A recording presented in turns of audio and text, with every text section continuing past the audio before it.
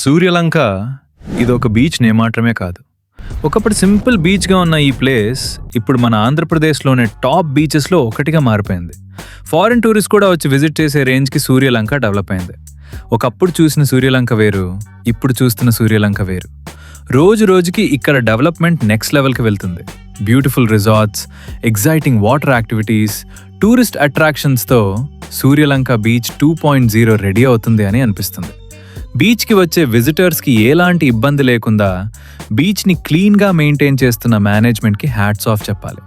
ఇక్కడ జరుగుతున్న development works చూస్తే ఫ్యూచర్లో ఇంకా చాలా డెవలప్ అవుతుందని క్లియర్గా తెలుస్తుంది.